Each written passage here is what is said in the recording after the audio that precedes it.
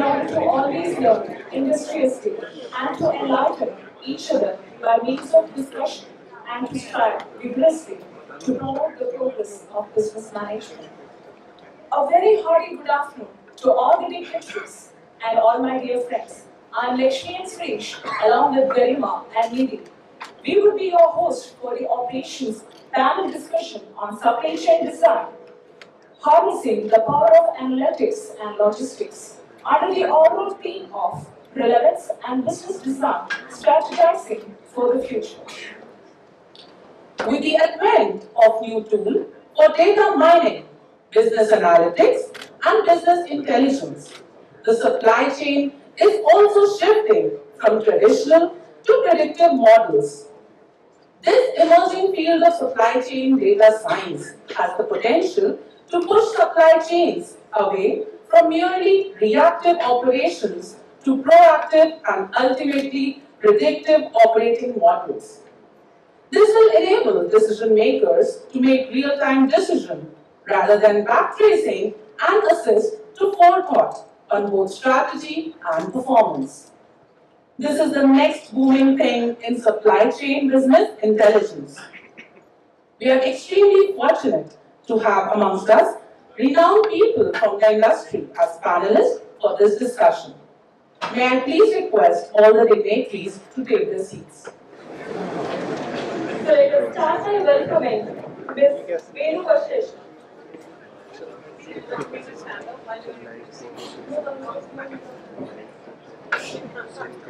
She has more than 19 years of experience in diverse areas of supply chain management, including production planning, warehousing, and systems implementation for materials management module of SAP. She is an alumni of IIML and previously worked with various large organizations like KPMG. She has business planning process expertise for supply and demand planning, operational management of logistics services, etc. Ms. Venu has got a huge repository of knowledge spreading across forecast to inventory, procure to pay, and order to cash. She has a remarkable mastery in business process consultancy and has excellent skills in project management. In all the roles, she has delivered excellent results for the company. Proceeding further, we have Mr. Ritwik Barman, Chief Operating Officer and India Head of International Division of D.T.D.C Express Limited. He has a rich exposure of 32 years. He has expertise in handling international operations to achieve the top line and bottom line targets. He was associated with various firms as an independent business management consultant for almost 2 years. Moreover, from time to time, he had been advising different companies on various aspects of their business, like creation of company profile, designing and setting up of channel structure, etc. He has previously worked with various large organizations like TNT and Shalimar Paints. His personal thrust and focus areas are mainly in business development and operations.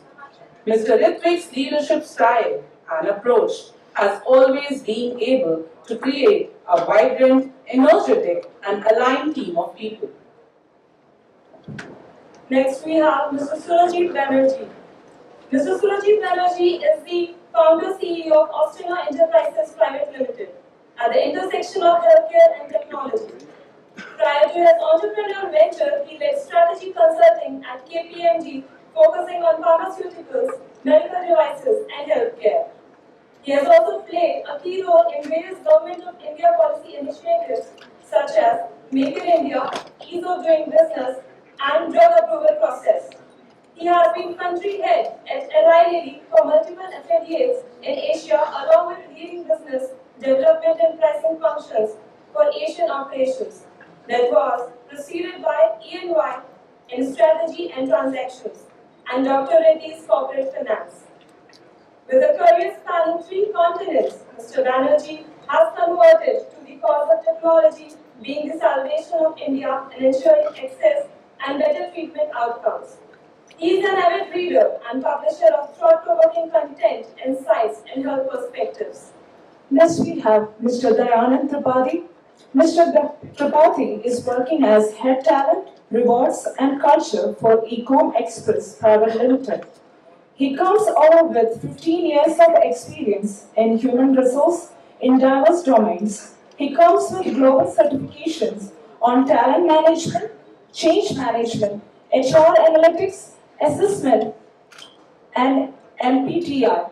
Mr. Dayanand is proficient in devising and executing HR strategy for performance-driven culture, talent engagement, change management, and organization development.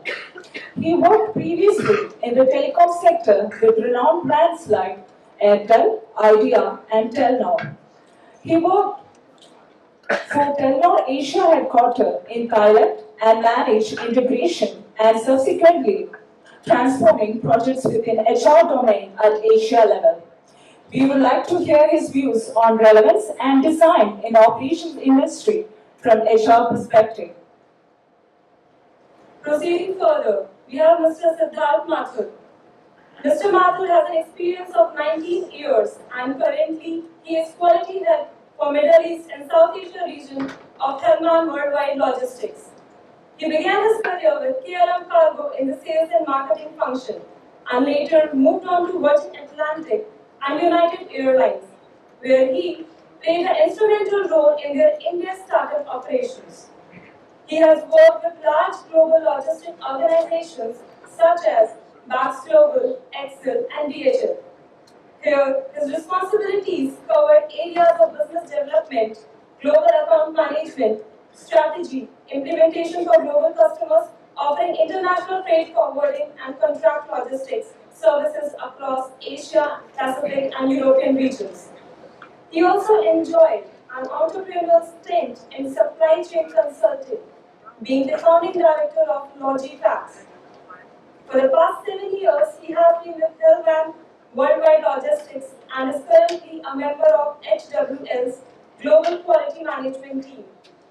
He is also a qualified lead auditor for all the major international quality standards and specializes in the area of business process management, re-engineering, customer implementation, and quality management.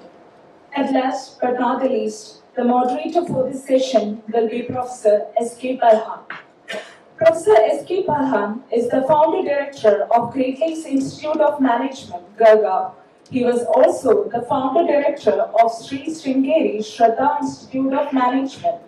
He was formerly industrial advisor in the Ministry of Industries, Government of India. Currently, he is Professor of Operation Management in Gurgaon, advisor to Center for Joint Warfare Studies, Ministry of Defense, trustee of Indus Quality Foundation, an NGO for inculcating values in children, president of Media for Community Foundation. He has taught various courses on production and operations management, project management, creativity, entrepreneurship, etc. He is the author of Managing Projects, published by New Dawn Press, co-author of Defense Industrial Base 2025, published by Center for Joint Warfare Studies. Also, the author of Self-Effectiveness, published by Sterling.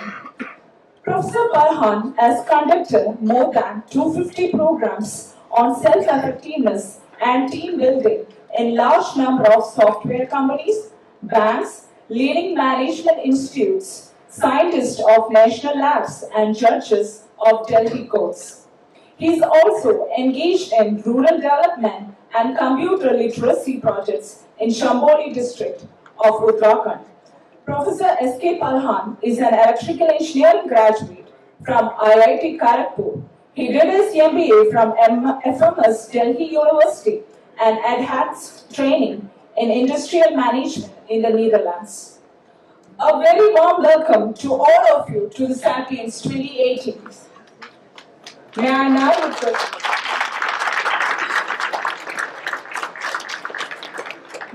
request the panel to begin with the discussions.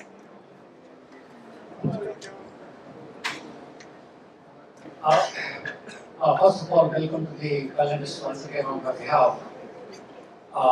This panel is very interesting in the sense operation management is spread over many verticals.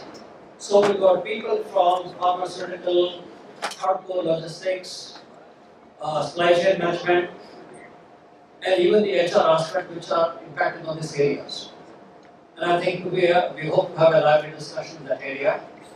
And we already discussed amongst ourselves how we are going to modality of the discussion. Each panelist will give their view for approximately about 10 minutes or so, and followed by question and answers by the students. They can also, the whole idea is, the whole program is focused on the students, and they should do it. Now, why is relevance to this particular subject? I am of the old school of thoughts. The way I grew up and worked in the industry, the things were totally different. Operation management has undergone very major changes. Gone are the days where the focus was only optimizing by own quality and cost. Now, what matters most is not your own unit, but the whole supply chain, what you are doing at the end, at the customer end, what you are able to deliver. And in the course of time, many technologies have been adopted. Internet has changed, payment systems have changed, delivery systems have changed, tracking systems have changed, and they have changed significantly in different areas. In fact, we are very lucky that Dr. Kara and Dr. V.P. Singh could bring people from diverse areas and who have got a long experience which can enrich experience of all of us. I think it will be fair enough. We give the lady the first preference, Venu, start the ball rolling. Venu.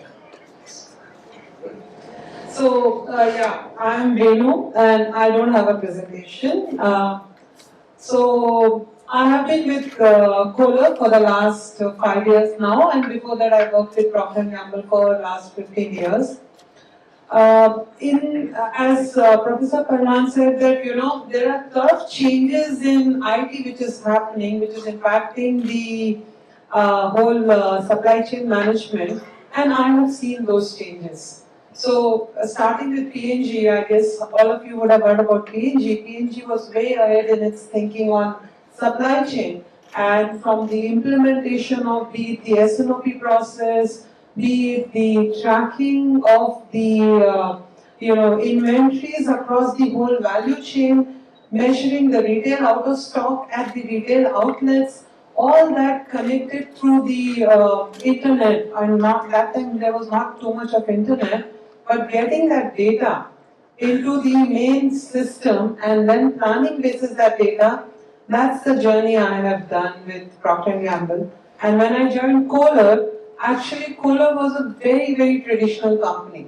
Traditional to the extent that the usage was more on Excel planning. And that's a journey which again I have done, is that implementing the whole S&OP process and getting IT into the system of supply chain management.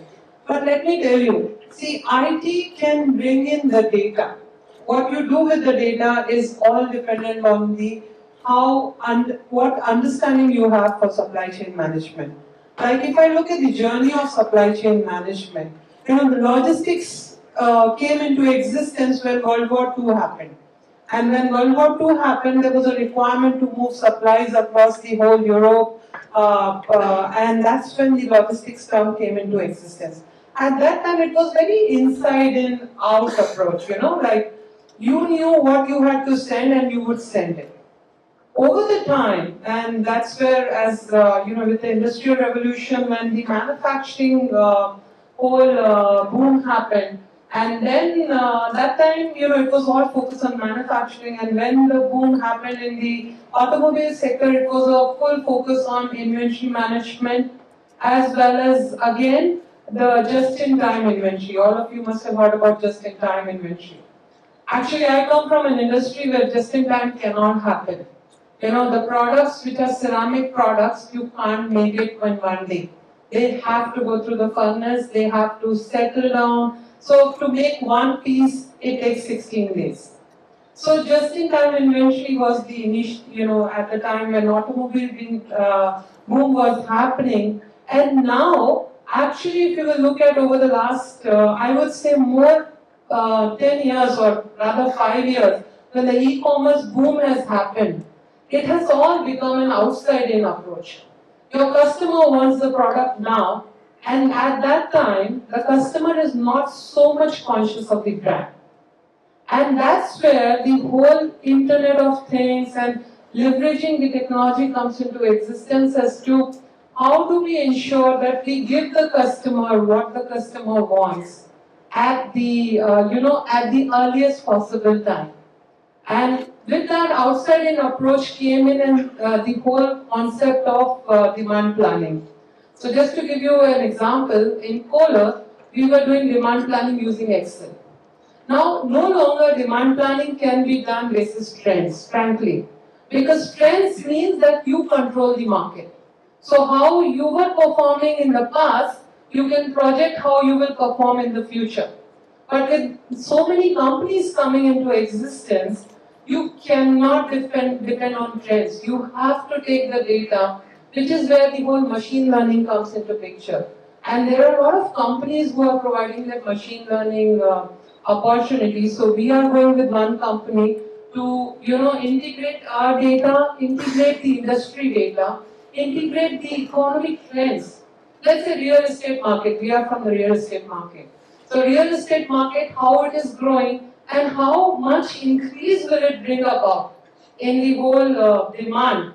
And that's the data which we integrate into our demand and then forecast basis that. So no longer trend-based focusing. That's a big change you will see, because when, I don't know you, if you have any topic of forecasting techniques gets you into algorithms and all that basis the past trend. You would do some standard deviations, you would take moving averages, some exponential curves and all that. But to predict future, which is the forecast, it is no longer your own demand. So that's the outside-in approach which we have to take, which actually technology gets into you, helps you in doing that. So that's what we are doing in terms of leveraging technology, getting the machine learning, which actually looks at the past trend. We put in certain things which happened in that past, and then in future it takes the data from the internet and applies that onto the trend and says, if the economy is growing, let's say 6.5, so GDP is growing 7% for India, the demand would grow like this. And when the demand would grow like this is the kind of products where your demand should be more, and this is the products where your demand should be less. Actually, we are seeing a lot of improvement in our forecast with that. Apart from the forecast, this is more outside-in approach. The other thing which is very important for outside-in approach is, as I said, customers want delivery today. Everything has to happen today. And I don't know if you read an article which came that this company, Walmart, was delivering using drones because they wanted to deliver fast so that they avoid sales loss. So one of my colleagues asked, but how can the sales loss be prevented if they are delivering by drone? Can anybody tell me? Okay, I will not throw the questions, otherwise you will eat into my 10 minutes. So, why they want to deliver faster is because there is a, you have heard about this term called PPD, post-purchase dissonance. So you don't want, when people are buying through e-commerce, actually there's a lot of impulse buying. And impulse buying, you don't want a person to think through.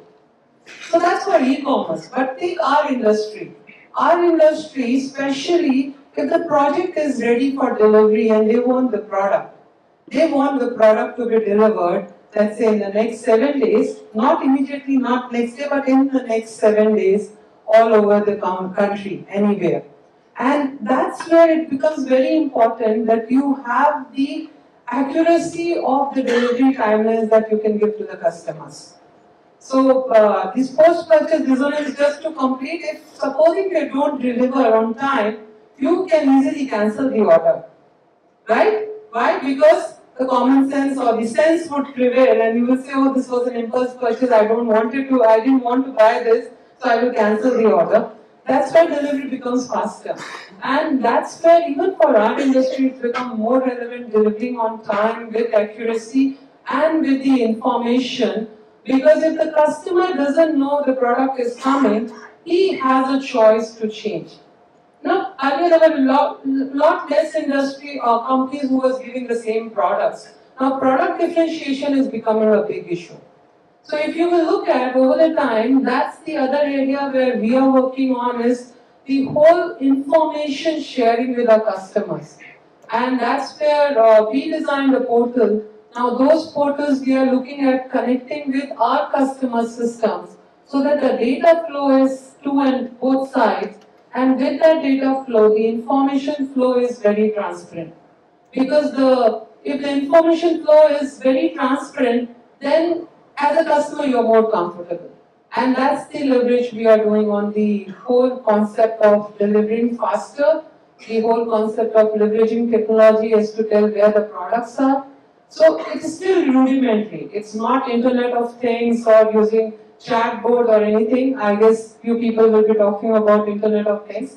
But more importantly, in a traditional product company, it's very important that the information is shared, in a transparent way with the customer. So that's we are doing from an outside-in approach. Now, from the inside-out approach, another most important thing in supply chain management, which I have seen in both the companies, P&G, Kohler, is the whole process of alignment between sales, marketing, finance, and operations or supply chain.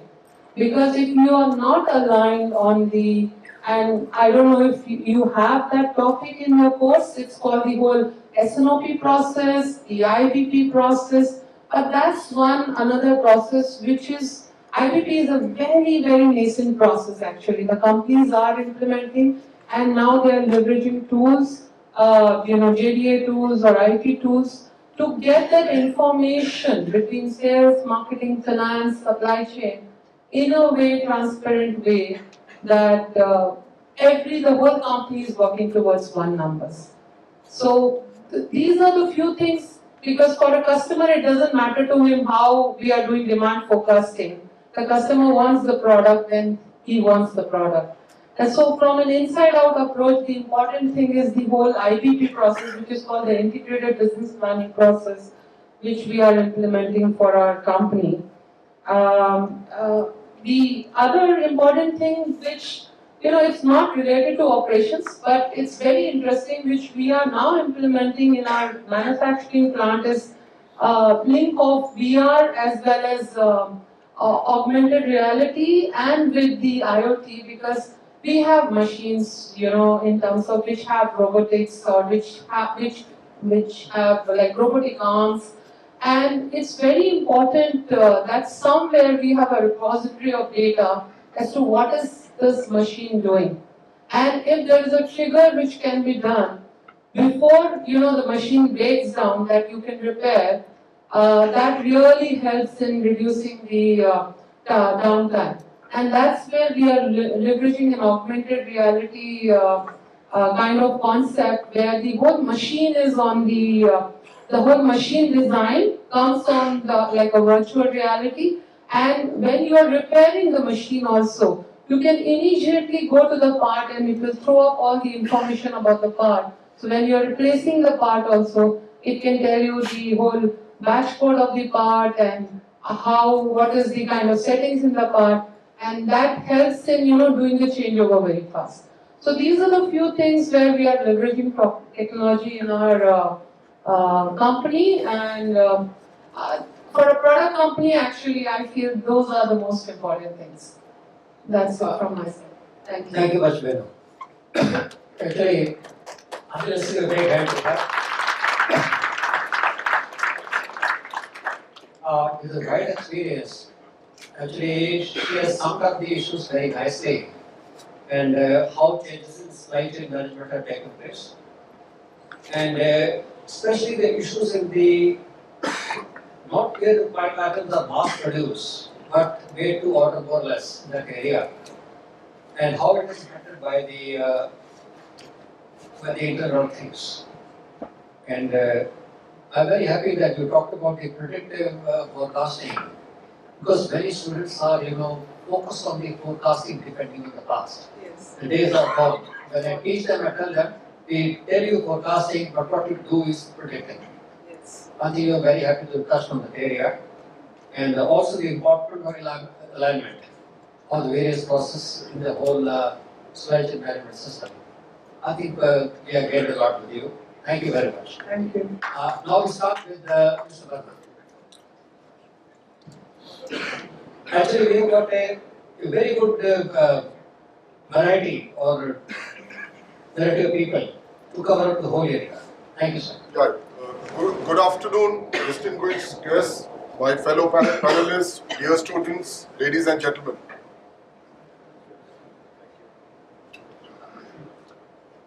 My introduction was given earlier, and I do not want to get on further with in terms of talking about my background.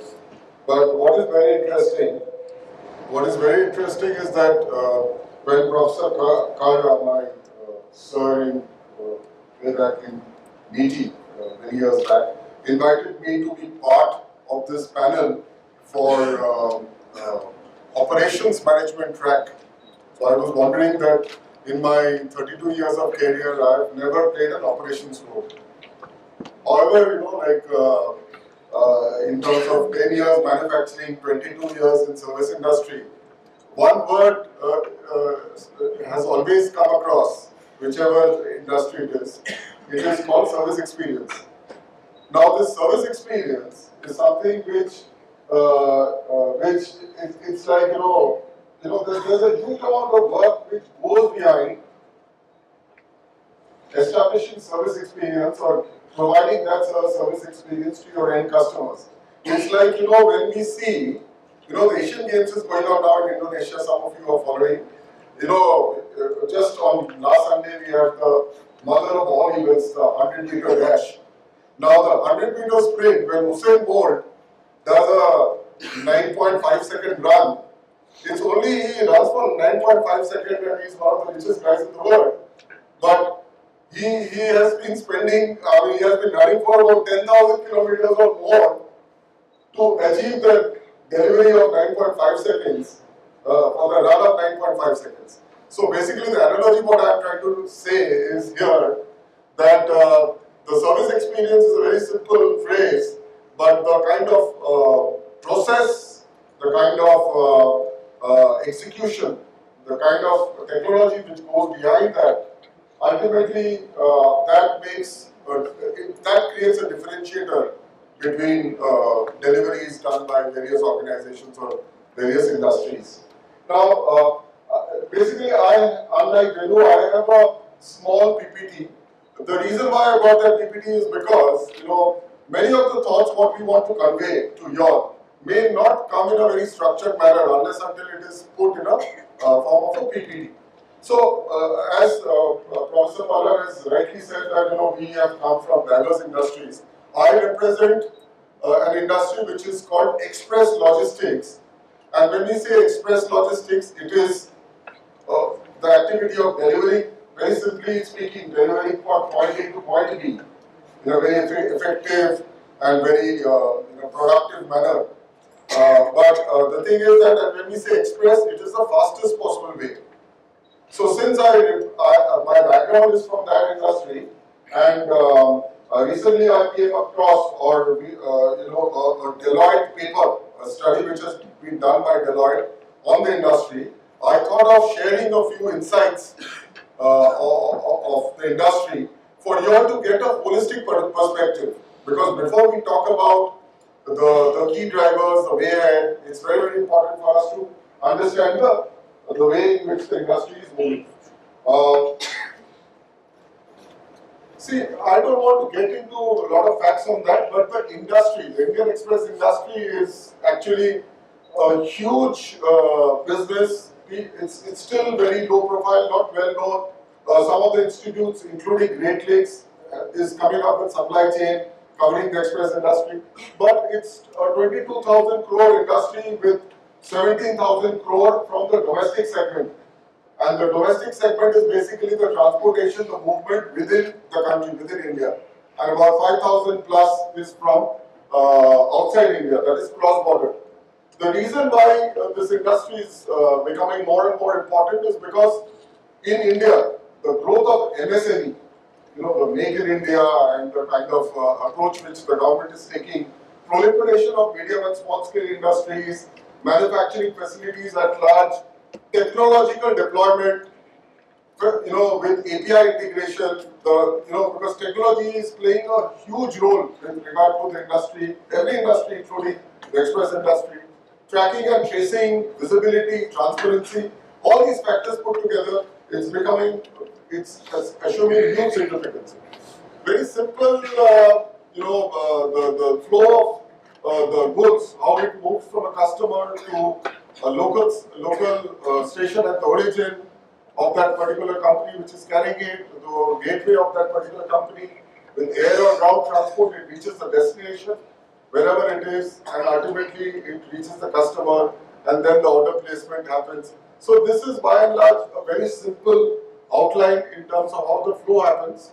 The industry is actually divided into two parts now, the customer segment. One is the B2B, which is primarily the manufacturing segment, which is both traditional and the ones which is coming up. And the other part, which is assuming huge significance and there is a massive opportunity, is the B2C business, the e-commerce boom. And in the e-commerce boom, the industry is playing a huge role, and I'll talk of the e-commerce in terms of how it is influencing the industry, how it is bringing about change, is something which I'll talk a little bit in the coming slides.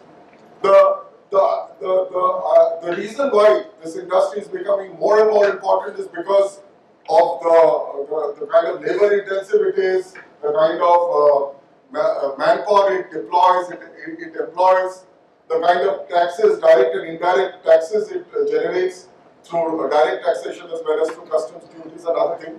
And most importantly, it plays the role of a business enabler, giving logistics and supply chain solution to the customers. Because as Venu was talking about her industry, she was giving a deep insight in terms of how their organization, how Procter & Gamble, how Kohler is working towards a solution, improvising innovative solutions to provide a much better service. This is a real-life example of the same. In terms of the way ahead, this industry is growing at a very rapid pace. CAGR of 17% is what is being predicted. From 22,000 crores, it's being planned to reach 48,000 crores in the next 5 years. The reasons for the same is basically the regulatory policies and infrastructure readiness is something which is getting tuned to support the industry, support the growth. Coupled with that, the air connectivity, airport-centric infrastructure, automation, both at the supplier end, customer end, customs end, export-import policies, e-way bill, GST, the advent of GST, all put together, there is all these are fundamental pillars on which this industry is poised to grow. And on top of that, there is this data mining. One of the students talked about at the start. Data mining, artificial intelligence, all these elements are getting in with regard to how they can be integrated to find more better, innovative solutions for the end customer. In terms of global express market, as I was trying to do some number crunching and sharing some numbers with you, you could see that out of the total market in USD billion, while USA is around 85 and China is about 65 billion, India is about 7-8 billion. So there's again a huge scope for growth of the business and in terms of opportunities which it would throw in the coming days. The key growth drivers, why it is looking up, why India as a country is expected to make its presence felt, is one is the overall economic growth which is happening for our country and the way it is being predicted for the coming years. E-commerce growth in terms of urbanization, the way technology is driving e-commerce business, and increased disposable income are the main reasons how the e-commerce boom is basically supporting the growth of the industry. Very interestingly, the two other things, one is the value-added services. More and more what is happening is that the providers have started understanding the needs of the end customers and have started evolving their business models to bring out smart, innovative features and bring about a lot of value-added services which the customers have started enjoying. When I talk of value-added services, you would be surprised to know that Indian as well as global companies are now planning delivery of e-commerce shipment in a model where it could be that it will find out the customer's availability, the time, and exactly it will synchronize and ensure that the shipment is delivered at that particular time. When it's B2B, if there's an account number created by the company, that account number of that particular customer can be used anywhere in the world. The customer can ship their shipments from any country to any country by virtue of one single account number. The end-to-end tracking, the visibility would be available in such a manner that the customer can control the entire visibility. The customer can control the movement of the goods if he wants to make a change. That also is enabled through technology. So today, if I talk about the smart solutions which different companies are bringing in, it is amazing. So anything which we can think of or we can't think of is being the companies have started providing that to the end consumers or end customers. So this is very, very interesting. Now with the advent of social media, smartphone, the internet connectivity, data science, what has happened is that the consumers have got much more choice, and the companies, as I just said, is also coming up with tremendous smart solutions. And in the coming days, you will find that it will be a very, very interesting environment for all of us, both as B2C players as well as B2B players. Everybody would see a huge change coming up, and that's already visible. While having said all this, I would just like to run down a few things which are actually in practice being followed by the organization where currently I am engaged. So that whatever I've just talked about or whatever Deloitte's report has said, you would find that it is prevalent or it is being practiced in real life by companies like us as well as various other companies in the industry. So apart from the reach and network, see, one of the things which I talked about the industry, when I say express logistics, it comprises of domestic express, international express, supply chain, e-fulfillment. Now, e-fulfillment, when I talk about it, is basically warehousing. Warehousing, instead of looking at individual shipment of individual consignments, companies are coming up with warehousing solutions where they basically store the goods very close to the customer's premises or where the customers or where the target market is, and just in time they arrange delivery at a low cost at a very, very short notice. So any company for that matter is coming up with these kind of solutions. These are some statistics. If you look at the products, today companies like us have got different types of products with different types of features to address the different requirements of the market, and this is continuously evolving to suit the needs of the different set of customers who are in the marketplace. When I spoke about value-added services earlier, now if you see the value-added services, any company for that matter, including D.T.D.C, is providing flexible solution in terms of first and last mile arrangement. When I talk of first and last mile, is what the consumer wants in the first mile. Whatever flexibility he wants for a pickup, when I talk of first mile is a pickup and the last mile is a delivery. So that flexibility is built in the solution. Packaging solutions are provided. COD, FOD collection is that facility is also is there. And this concept, which is very interesting, is pick up and drop off. Pick up and drop off is a facility where you order something in the e-commerce platform, and if you are not at home, and there is a McDonald's or there is a chain or there are proper branded stores next to your house, so the company ties up with them and ensures that your packet is dropped off in that particular store, and you can collect it at the time of your convenience. So all that is set up. So basically we talk about solutions, convenience. All these are now coming up due to the pressure of the consumers as well as the business. To ensure all the, as I started by talking of service experience, there are, behind the scene there are automatic sorting machines, there are handheld scanning devices, there are, proper integrated infrastructures. All this put together results in a delivery which gives the right kind of service experience to customers.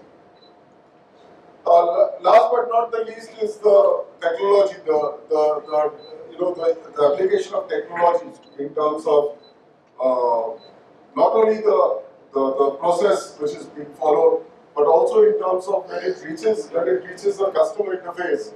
In terms of last mile delivery, the customer accepts a particular package. Real time, there's a confirmation which happens by the customer signs up on that on a handheld device, and the information is uploaded real time to the company or to the shipper who has shipped the material. So this kind of an information flow is something which is changing the entire landscape of the business. So today, any integrated service provider like us has got solution with respect to all these aspects, with regard to B2B, with regard to B2C, with regard to domestic movement, by air, by road, international, inbound services, outbound services, freight forwarding. So all this put together, it becomes like every company is trying to become like a one-stop shop for the customers. So finally, I would just like to talk about this cross-border e-commerce.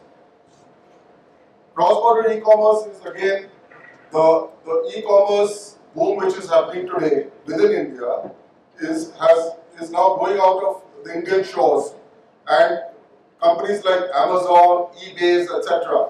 have started actively operating in India for both bringing in material from all over the world and sending Indian material to all over the world.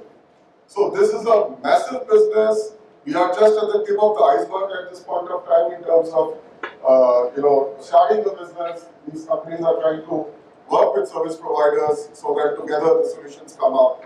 So again, this is all about process, all about technology, all about customer convenience and customer experience, so that the customers at the end they get the experience and they are really satisfied about it. So I would not like to get into details of each of these processes or each of these activities, but finally to end, I would like to say that you all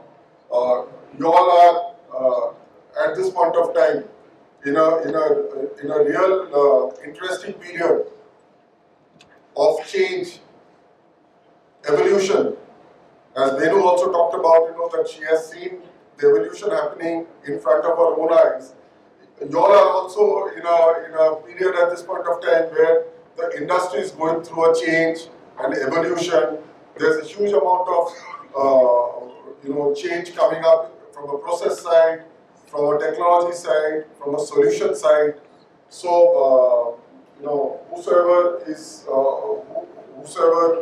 particularly, you have a particular subject on supply chain, and whosoever is interested in choosing a career in supply chain, I would like to say that this industry is really looking out for good talents, and this industry has got huge amount of future, as I have tried to showcase in the last 10 minutes. Okay, thank you very much. Thank you very much, Mr. Barman. I think he has done a wonderful job with his wide experience. And especially look at the volume of the magnitude of the industry, 22,000 crores, and that too at the expected growth of about 17%, which is not shown in many industries at the moment. And the day he talked about the need for synchronization in the whole industry pattern, which is going up, and role of some of the technologies which his company is also using right now. Thank you very much, Mr. Barman. You have added a lot to the students' information. Thank you. Now, next we have Mr. Surajit Banerjee. He comes from a different discipline altogether from our students. So I'm delighted to be here on this panel and sharing thoughts. So I come from an industry called health sciences. That's basically healthcare, medical devices, pharmaceuticals. So it's the one that's targeted towards improving health or treating of various diseases. So let me share an anecdote. 1 week from college, post-MBA, my first company, newly minted brand manager, and there was a government raid, right? And at that time, I was given the mandate to market a drug called Umez, that's omeprazole, right? And there's a government raid, and government came, and the government authorities, saying in Odisha, 7 people have died taking a medicine. So what do you have to say to that, right? So that's like 1 week. And it drove on the point of, do we actually know, do we understand our supply chain in India? It's very good to talk about numbers, so many things. And one of the learning was, as we went down the supply chain, right till the retail chemist, we figured it's all porous, right? Any product can come in, even if it's a placebo. You just have the same brand name, and people don't distinguish, and you have counterfeiting. Another anecdote. Again, during my daily days, we had to recall a product from the market. And government of India said that this product has toxicities that basically ensures a person will be able to live even if there's multiple organ failure, but with paralysis of one leg. And the government said we can't accept that. Patients said we are fine with it because at least we'll be able to live. But it's a government call. And then we realized you can't just take back a product from the market. And the government gave us 2 months, we couldn't complete, right? It's no control. After a product goes out from a distributor stockist. And these things drove from the point that supply chain is still a field that's evolving. And with the latest technologies coming in, these are a boon for patients and consumers in India to ensure that you get what you pay for and you ultimately get the value. So with that, let me quickly start off. So the way this 10-minute would be structured is we look at some of the trends that's impacting supply chain ops. And then we link it to businesses and how are businesses responding.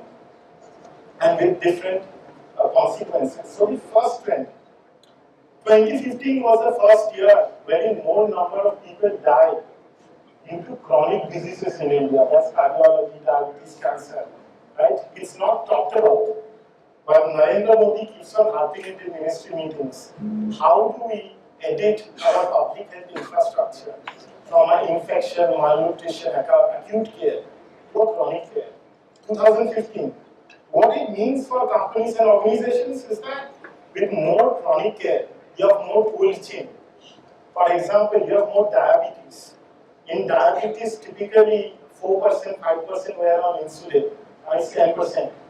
So the cold chain component of products go up when you talk of cancer, when you talk of cardiology, when you talk of diabetes.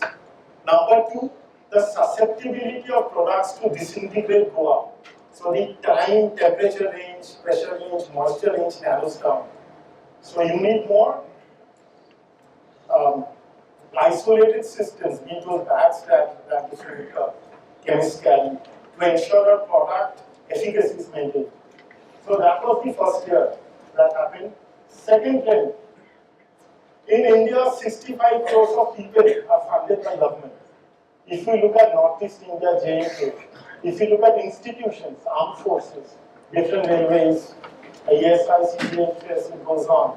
If you look at public sector undertakings, no limit on medicine and healthcare treatment. National Mineral Development Corporation, name it. If you look at drug procurement from states, 65 crores directly funded by government, another 10% who are government people, they will go to private. For inpatient, they will show a government card. So when the government realized, the Modi government last year, that calculating on states or institutions is 65 crores, we should be driving it. And hence you see a lot of regulatory pressure. Now this business is highly regulated, and oftentimes itself is the most regulated industry in the world. And government pressure, price control mean what? Oftentimes you are at the mercy of government in the price control. Let me give an example.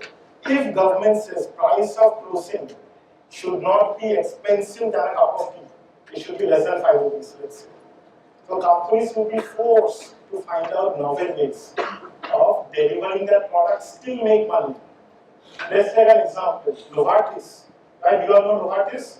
Yes. They figured out that 40% of their cost, drug costs, were happening because of middlemen, stockists, sub-stockists, retailers. So the only way to bypass it was government organization. So they did a pilot in India Post and then came to the government saying, guess what? You take up ownership of distribution to India Post. It's tablet capsule. It can be easily managed. And I will pass on the benefit to the health consumer. Right? And it started off, it was very successful. And then the government changed. This was in the prior government. But companies are forced to respond in novel ways. And oftentimes, it's more in a partnership model. So the third trend is that we are all at the mercy of Dr. Google, right? And super empowered consumers. What that means is that if you look at NCR, right, we are hail from there, you will see more and more patients talking about customized nurses. You have companies like Kotia. It gave it a new business model came into being, and it's called disease management, wherein patients get the access of healthcare at their home. And they keep track through Google. Google provides a free service wherein you can check the authenticity of your doctor. You can type in for what medication, what diagnosis, what medication, type of medication, dosages have you been given, and you can compile it with the database. So just think, what's the impact on businesses? Businesses are forced to figure out more accurate forecasting so that they can ensure products are stocked in line with what happens. Let's take an example. So, in let's say antacid or acidity, you have different mechanism or different type of drugs. But what happened, because of Google, because of more information, some allergic toxicities came out. And then overnight, doctors changed. So if you have a type of product, the supply chain is very detailed, it's already in place. Overnight it changes. Companies are forced to respond, keeping in mind regulations, keeping in mind counterfeiting needs are well protected through processes. And then this is something that's kind of seen more and more. Finally, non-traditional players. Let me give one more example. TCS, when I was at Lilly as India head, TCS came out with a new proposal saying we, as part of our 5-year planning, we are investing in healthcare supply chain. So we will own stockists. It will entirely be tech-enabled. It will follow Industry 4.0. So I'll be covering that, the basics. Industry 4.0 principles. We at our own expense would be investing money for tracking. So you don't need to do tracking. And we can figure out, you tell me which batch number we'll figure out. Right? So non-traditional players are entering this field. And oftentimes at the cost of the existing traditional business models that a lot of logistics delivery company has. And in value, you have more tech enabled. And that company is also sharing costs. So these are the trends that's happening. And as a consequence, there have been 2 triggers also that we need to keep in mind. One is US Congress Faster Act, the Drug Supply Chain Security Act. And that basically puts the ownership of supply chain integrity come to see on the company, organization. The European Union quickly followed it. Indian government also followed it. But in India, it was never implemented. It's still in draft proposal. The reason it's not implemented is that companies are forced to keep prices low for acute care, and the added cost, no one was keen to take it up in their P&L. Why should I take up another percentage, X percentage cost when the prices are artificially kept low? So today, the bitter irony in India is that even organizations are happy that the market is transitioning to a chronic care. Because in chronic care, you don't have price controls. Price controls are based on an acute care, infections, malnutrition, first line of treatment. So with this shift towards chronic care, you have an industry that's more ready to invest in RFID, track and trace technology, so that I can trace Industry 4.0 principles, right? And then you have a government that's more occupied in tweaking health infrastructure, so that you don't need so many MBBS doctors, you need more specialists. Okay. So one of the impact all of these various trends have is on supply chain, right? How can we use technology so that we have a robust and resilient supply chain? And then that's the impacts. And we are going to look at it a bit more siloed. So before proceeding further, let me define Industry 4.0 that I keep on talking. So the German government came up with a set of guidelines for Industry 4.0 that basically slices an organization into processes. So you have a customer process, yes, you have a manufacturing, you have a product delivery process. So in it, the guideline says that you have 3 to 4 years, and then you should have Internet of Things, you should have analytics. We should be able to track and trace right from an ingredient to the consumer, the product. And this is a German government, that's the European Union. And they have forced companies to try to test out in Germany. So the German government gave organizations a lot of flexibility. We want to evolve to Industry 4.0. So we want you to try it out in Germany. And the more you try out, the more government tender will give you preference, so that you also make some money. And hence organizations are pushed towards ensuring Industry 4.0. So this is a brief chart. So we are concerned with the product delivery. So plan, source, make, and deliver. So it's quite detailed, so we want to cover it. So we'll talk about the impact. The first impact is in an industry wherein you have n number of raw material, followed by intermediates, followed by active ingredient. Then you have the final product. Then you have the consumer, the product that reaches the consumer. How can I ensure that there is tracking from end to end? And there have been a lot of steps when in India. Dr. Reddy's as a company started out this exercise in 2002-2003 when they realized that they need technology to win tenders in Europe. So the interesting thing was that its investments in technology in healthcare pharma never happened internally. It happened because of external triggers. And why didn't it happen internally? Because the profit margins were too high. If I'm used to 20, 30, 40% profit margin, I would think of supply chain as an investment. Come on, I'll spend more money solving patient problems. I'll invest more money to figure out new treatments. Because the government cracked down, because the margins started getting wiped out, and US, European government had more and more say, that's getting followed in India. Indian companies were forced to implement. So right now you have an analytics. So the whole idea is that companies are investing in stockists in pharmaceuticals. Companies are taking it down one by one so that I have live, I can track each and any item that's there. I may not invest in RFID, I may not invest in barcoding for acute care, but for chronic care, it's end-to-end I will own up. The second is digital sourcing and procurement. So if I look at product delivery, one end is the distribution part, the other end is the procurement part. Procurement as a function has also gotten more and more critical. You can't, so earlier what used to happen before Industry 4.0, you can say, my quality didn't function well, I relied on my supplier. I saw what are the certification, what are the product quality standards they have given. But the new German government guideline says you are accountable. We don't care, right? And then that led to procurement being taken the next stage of investment in technology. So if I look at the whole supply chain, so it starts with the customer part, the integrity, counterfeiting, it came next to the procurement part, the starting part. So procurement and digital sourcing, that how can I automate it? How can I define parameters so that quality is tested at each and every level till it comes, and I ensure the veracity, the authenticity of the claims being made. The next is the counterfeiting, and then I keep on talking about it. Today in India, I mean, let's look at some of the statistics.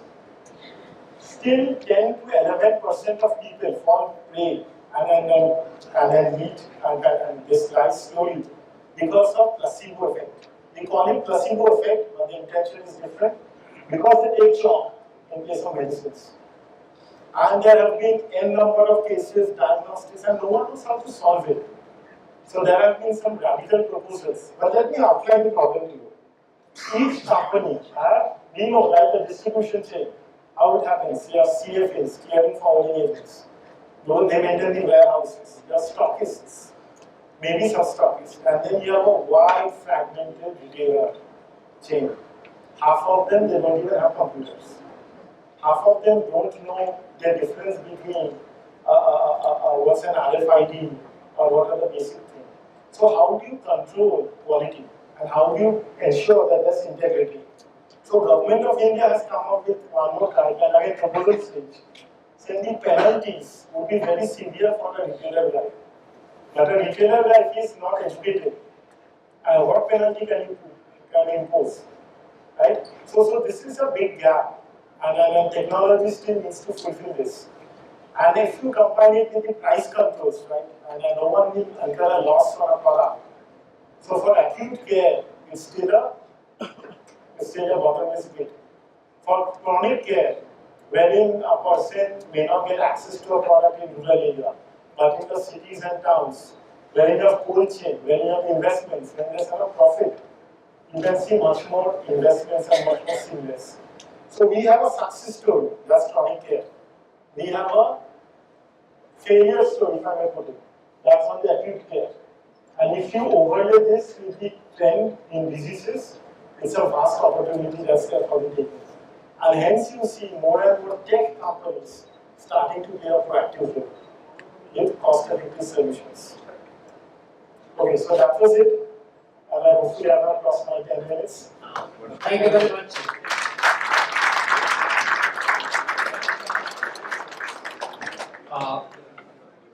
This was almost a different stroke in a different area. Students were recalled. When ISO 9000 were introduced in India a long time ago, that had an impact on developing a system in quality control as well as systematizing the production systems. I hope 4.1, which you talked about, will impact the whole supply chain management system in the drug system. This is a very major development. I think it will take some time. Secondly, I was very impressed by the way he distinguished between the acute and the chronic. In fact, I never realized it. Between acute diseases and the chronic diseases, and how the government happens to be the biggest buyer of the medicines, and where through the proper supply chain management system, the cost can come down significantly. I think this is very important learning from your session. Thank you very much once again. Now we have Mathur. Great. So I ensure a good delivery now. All right. First of all, thank you very much for having me here. Big thank you to the institution. Greetings and warm welcome to all of you.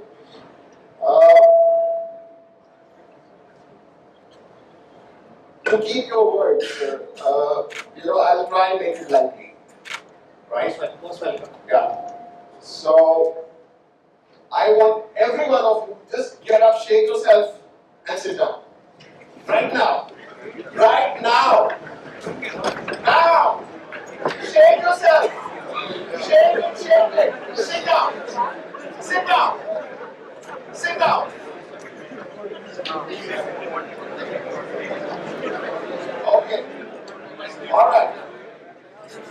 what just happened? Can anybody tell me very quickly what just happened? Sorry? Change? Yes? Disruption. Who said disruption? Thank you very much. And this is exactly what is happening in our industry. And this is what every logistics professional or any organization, whether it's a manufacturer or whether it is a service delivery company, whatever the scope of work is going through this, which is change and disruption. Disruption, all thanks to your generation. And I'm serious about it. And you must take this as a compliment. Because the elephants which have been sleeping for many years, it is your generation which has shaken them up and have made them realize that there is something that needs to be done. And all those technological innovations, strategy innovations, business process re-engineering, innovations in those areas are all result of what you guys are doing, your generation, right? And this is what exactly is the need of the hour when we talk about any industry, as I mentioned. Yeah?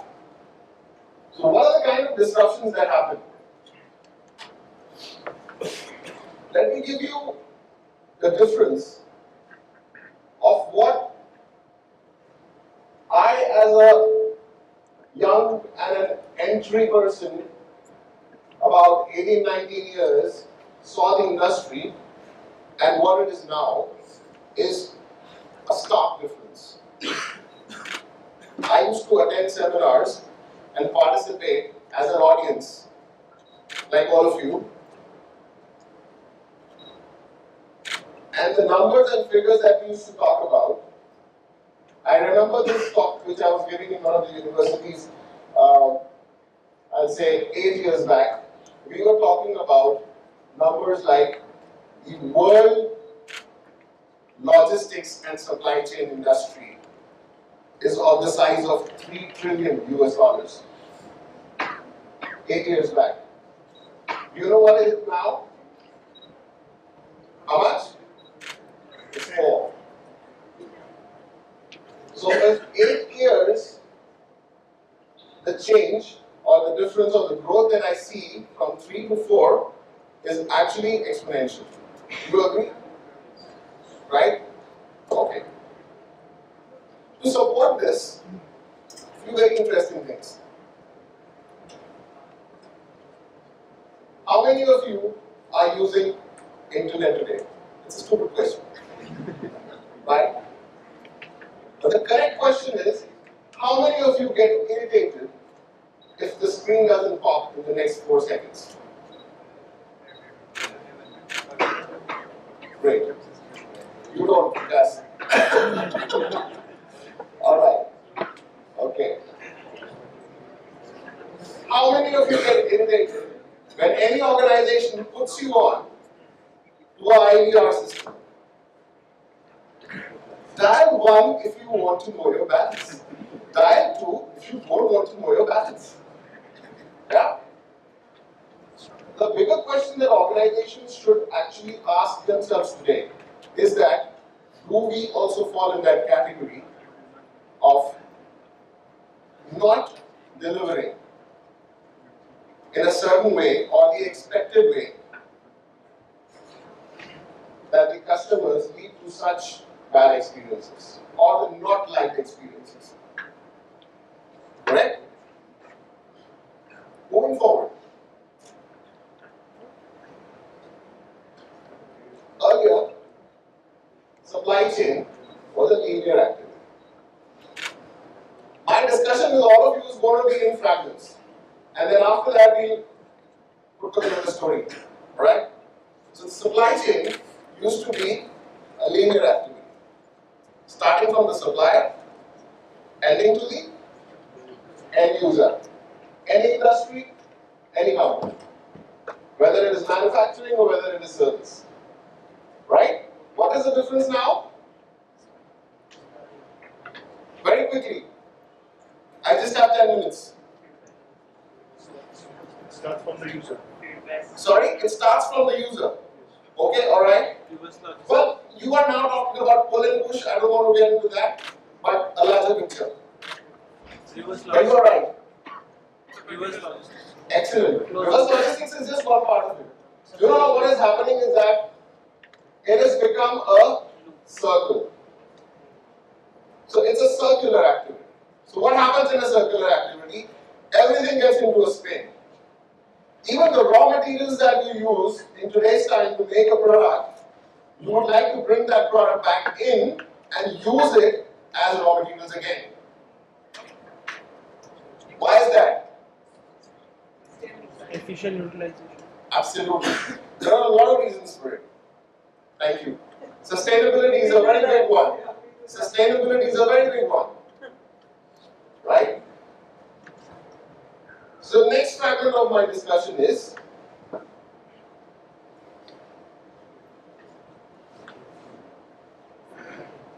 when we talk about this circular activity of supply chain now, right? There are aspects that you need to focus, like the reverse logistics, as you mentioned. The second one is the recycling of raw materials. Third is traceability and fair trade practice. What's the origin? Where does the product comes from? How have you made sure that this production is actually supporting sustainability? And sustainability is a very big term. It takes care of labor, it takes care of many aspects. It takes care of human issues involved in business, child labor, so many other things. Right? This is the compliance part of it. Then we talk about the technological advancements or the changes that are expected for an organization to adapt and adapt just like that. I remember this very interesting incident which very often happens, especially with people who are in the service sector or logisticians, as I say. We often go to our customers for review meetings. Right?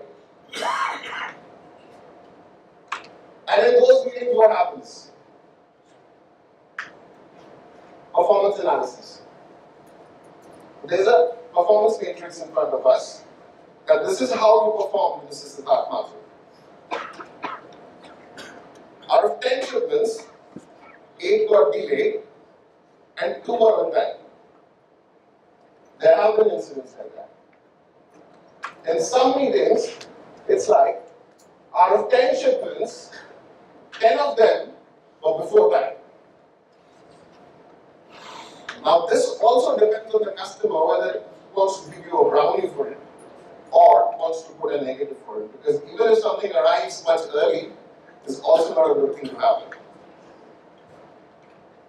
Another situation, Mr. Mathur, out of 10 shipments, you have delivered 10 shipments on time and we are happy. Right? But to deliver those 10 shipments on time, what is happening in the background is subject to a lot of change, which immediately starts the moment you step out of that review meeting, because then the customer requirements will change.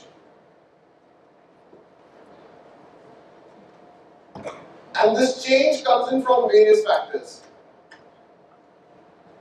It can be the customer's customer or the manufacturer's customer, their expectation on product delivery. So you are expected to know that how much time are you going to plan for to execute a shipment. The funny situation is, when you ask your customers, what are your customer expectations? Or a manufacturer. Okay? Let me put it this way. If you ask a manufacturer, what are your customer expectations? The answer that most of the time that you get now, these days. Golden days are over. In the golden days, we had a traditional system that every organization followed, where you knew that how much volume are you going to handle. In today's time, you don't know that. It has become very, very difficult to predict.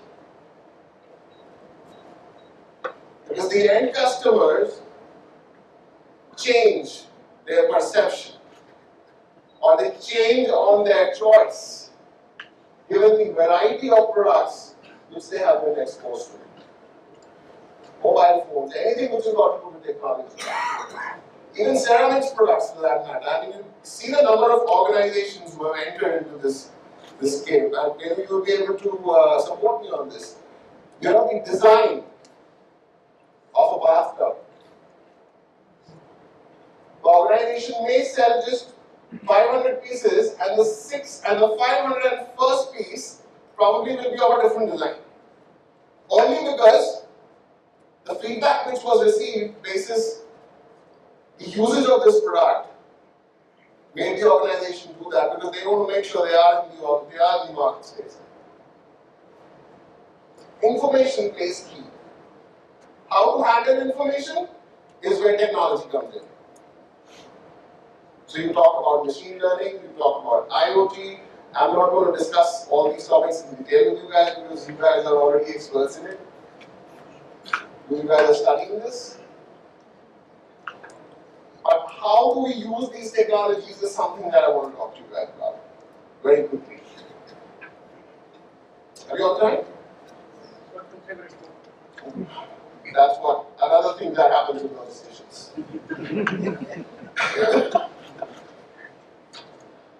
Okay. So just to leave you with some information and data. Okay.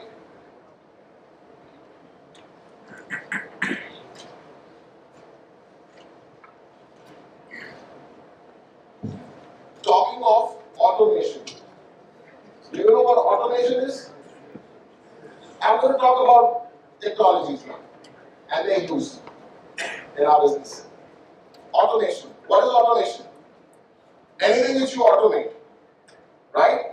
There is a conveyor belt. Earlier we used to pick up the box, take it to the location, put down the location, allocate the location manually into the system and it's done, right? What is automation? The vehicle comes in, there is a conveyor belt, you put the box on it, now you don't even have to pick the box up. You have arms which will pick up the box, put it on the conveyor belt, and there it goes in the massive infinity of a huge warehouse.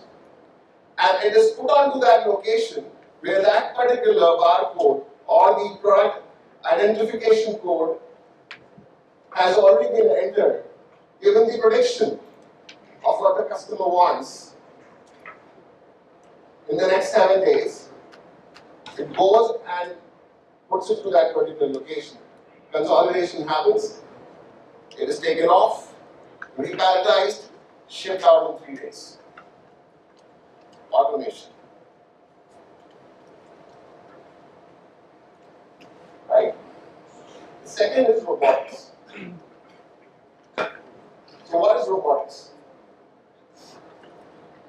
You're a Kiva. Anyone? Yeah? Kiva robots? Yeah? Amazon bought this organization, right? Amazon bought Kiva, and Kiva robots are being used in Amazon's warehouse. And these warehouses do not have any human intervention. If you go to YouTube and instead of finding Shakira, go to Kiva, you will get very interesting videos. And you're going to fall in love with that product. I did.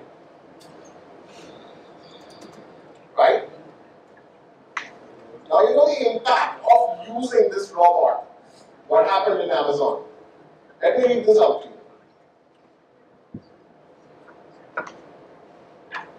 Yes. the robot which fulfilled one-click orders in less than 15 minutes, a task that typically takes human beings 60 to 75 minutes to accomplish, made Amazon reduce companies' operating expenses by how much percentage? 20%.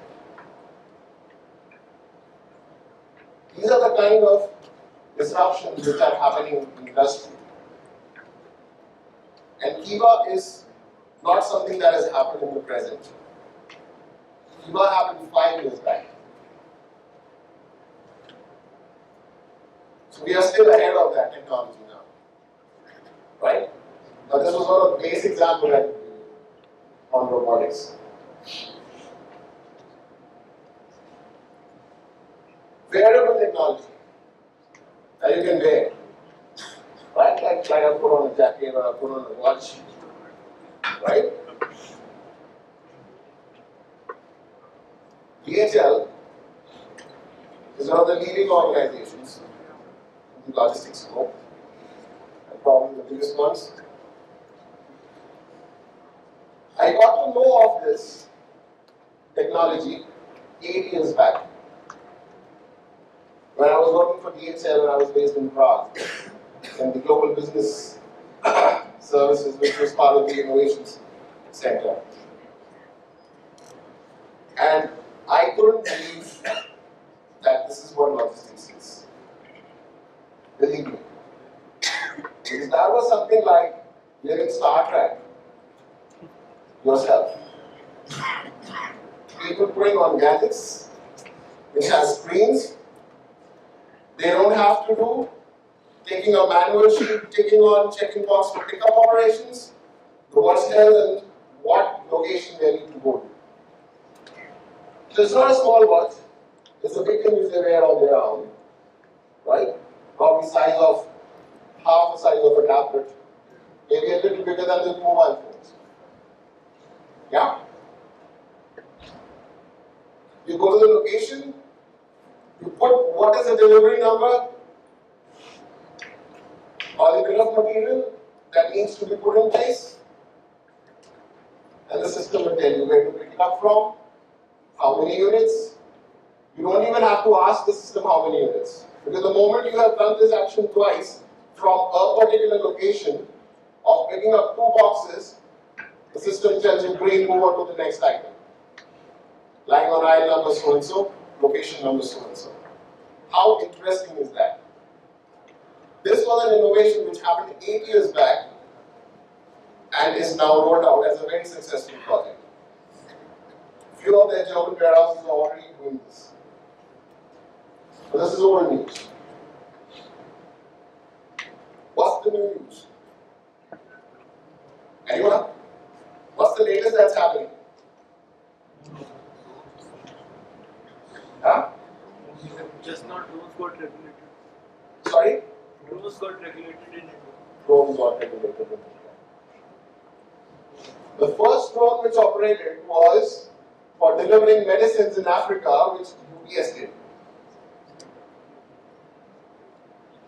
But the model has still not gone commercial.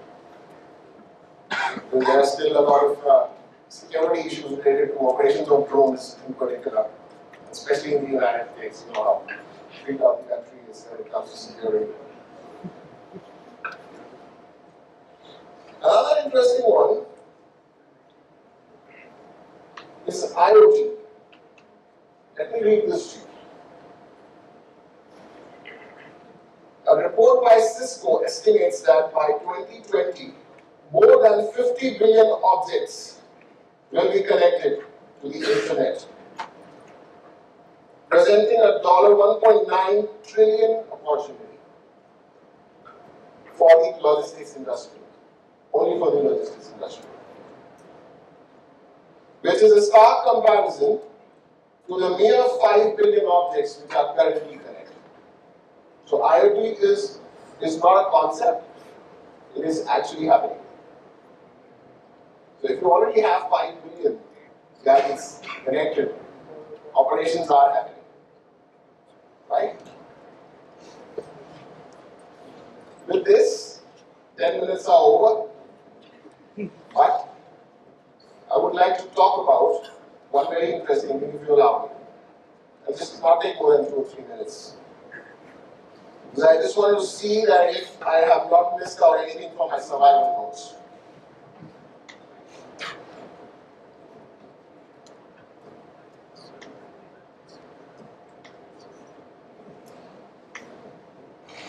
Whatever you guys do with your organizations that you will be joining after this program, and it is also expected of the organizations which are present in the various scope of businesses or the business verticals, industries. All of us we were discussing before this entire discussion. Just before this, when we went and got a cup of coffee. I was talking to you, and you very interestingly mentioned, which also made me realize that this is something which is happening with every logistics professional every day, is that have you actually seen your organization from a perspective that you have actually kept your customer at the center and have designed your organization accordingly? If you have not done that, you better not even start that business. You will not cut through, at least in today's time. I've been practicing quality for not very long, but yeah, 7 or 8 years. The first rule of quality says that what is quality? You have to define it for your organization first, and then build on the management system over it. And most organizations go wrong here, because they say that our quality is when we deliver a shipment in 10 days, or we deliver a shipment in 10 seconds, or whatever the service level agreement or whatever the KPI, key performance indicators that you define. Sorry, that's not quality. Quality comes only, and quality for you to deliver can only be defined by the person who is paying you to do that particular activity. And who is that person who pays for it? Are your customers. So the customer, or the definition of quality needs to be defined, or is actually defined by the customer. That is why I'm saying, these interesting situations when you get into these, business reviews with your customers, and the customer says that, boss, this is not delivery. Come on, sir, I just delivered it in 24 hours. What more do you want from me? No. So this is where the difference is. Never make the mistake of defining your own quality standards. Let the customer understand the customer. Pick those points from there and build your strategy around that. So I would like to leave you with this thought. I wish you all the very best. Thank you very much. Thank you, Siddhartha. I think he gave a lot of importance to the young generation in bringing about the major changes, and you are a part of that. And thanks for bringing the concept of sustainability in supply chain management. And of course, I will have to see the Kiva on the YouTube now. Kiva. Okay, I will see it now. Now we move to the last presenter. He comes from, as I said, there are different strokes altogether, and he is giving a totally different angle, the human aspect in the area of supply chain management. Tripathi. Thank you very much. First of all, it is like, I know it's so much of pressure on me. It's like, so far, Karan Johar was directing the movie, now Mr. Kanekal has been released. So human angle is always a little boring, so please bear with me. I'll try to, first of all, gather all the problems of this room at one place, and then we'll see that how human is going to deal with it. As rightly said by everybody, people like you discussed about blockchain, the disrupting technology which is going to link cross borders. We heard about Kiva, we heard about so many things. What is happening is that in this entire, and I was also reflecting on the topic which today itself I really realized that this is the first non-HR forum where I'm going to be. So I was thinking, okay, that's like the pundits of operations will be sitting and I would be like one of the odd man in this forum. But somehow I feel that why did this not happen before? Because a business cannot be completed, or business, you can't achieve business results unless you don't have 3 M's, right? So I'm not going to reiterate all those jargons of MBAs.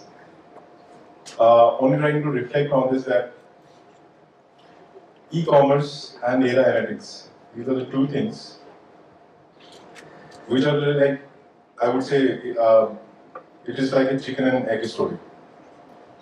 So had this not been that, let's say, I'm just trying to relate with the 10 years back story. Telecom was one of these sectors where it was like booming and we were thinking that now telecom will rule out. Like, this is the sector to be in. Why? Because we are going to connect everyone and there's an ample of opportunity. We will have voice, one of the product, data, one of the product. You know what happened? In last 3-4 years, we had 14 players and now there will be 4 players left out. Thing is that things are happening so fast. I was in a forum and somebody said, do you know there's an alternate fuel coming from moon? I said, what? So he said something. He said there's a one element which just got, I would say, not invented, it was somebody discovered it. And that is, and just, I would say 100 kg of that element is going to be,